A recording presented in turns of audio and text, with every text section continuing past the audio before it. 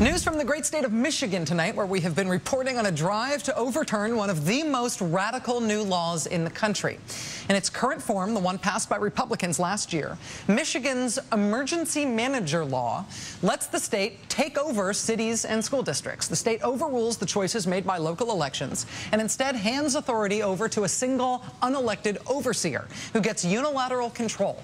An emergency manager can sell off the town's property, can cancel the contracts, they can move to dissolve the town. They get to say how much power the local elected officials retain. If an emergency manager wants, he or she can take that power, can take all the power from local elected officials, and never mind who the voters pick to represent them. Democracy does not apply at the local level. But democracy, it turns out, is hard to give up.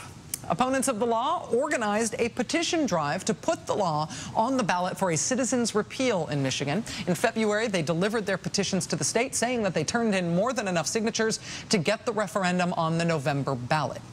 Last week, another group challenged those petitions. Their top objection was that the font on the petitions themselves is a hair too small. And so no matter how many Michiganders sign those petitions to get rid of the emergency manager thing, they say the Board of State Canvassers must throw all the petitions out based on font size.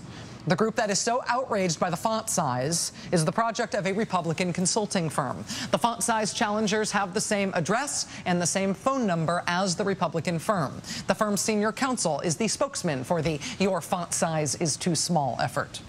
One of the three partners in that firm, hey, look at that, one of the three partners in the firm also serves on the Board of State Canvassers. That's the board who gets to make the decision on this. He gets to make the decision about the font size challenge being brought by the group that lives inside his office. He is both the pitcher throwing the baseball and the umpire saying whether or not that pitch was a ball or a strike. And he has not said whether he will step aside or whether he will stay in the game and play both roles. Michigan state law says it's his choice to make. But wait, there's more. Turns out it's not just that one guy and that one guy's problem. Oh, Michigan, you are amazing. It turns out there is another member of that same board who has exactly the same kind of problem. Another one of the four people on this board works as the political coordinator for a Michigan union. A Michigan union that has a petition drive going for a referendum on union rights. Before collecting signatures, her union asked the Board of State Canvassers, including their own political coordinator who sits on that board, to approve their petition. And when they did that in March, the union's political coordinator voted for her own union's petition. She joined the other three board members in approving the petition. She stayed in the game as pitcher and umpire, just as, so far, the Republican guy has too on the emergency manager thing. And she says it's okay. The union rep, the Democrat in this case, she says it's okay because the four-member board is supposed to be made of partisans. She says, quote, "What makes the system fair is that it takes 3 votes on the Board of Canvassers to do anything."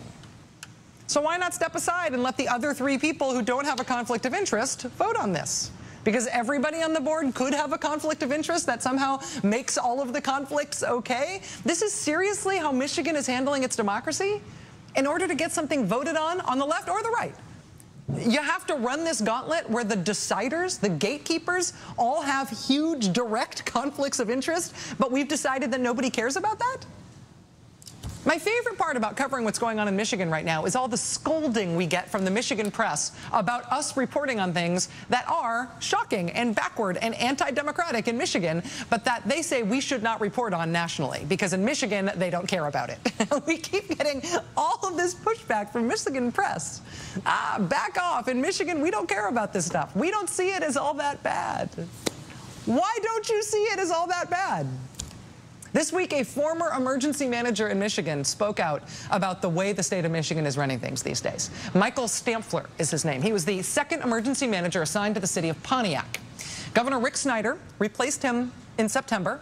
In part, the Snyder administration tells us because as emergency manager, Mr. Stampfler recommended giving the city of Pontiac to the county, essentially letting go of Pontiac, having it just become a place in Oakland County. After having been an emergency manager, after having been willing to essentially dissolve the city he was put in charge of, Michael Stampfler, this guy, is now blowing the whistle on the law that empowered him to do all that.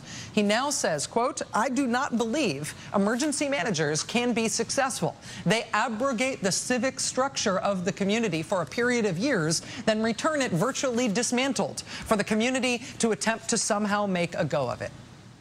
A guy who's been there, who has been put in unilateral control of an American city, says putting someone in unilateral control of an American city doesn't exactly prepare that city for good governance and for standing on its own 2 feet in the future. Yeah, right? Mr. Stampfler is planning on giving his whistleblower speech on Michigan's radical emergency manager law next week at a Rotary Club in Wyandotte, which is just south of Detroit.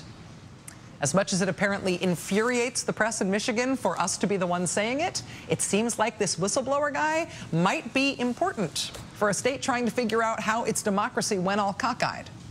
Provided, of course, that you care if your democracy in your state has gone all cockeyed.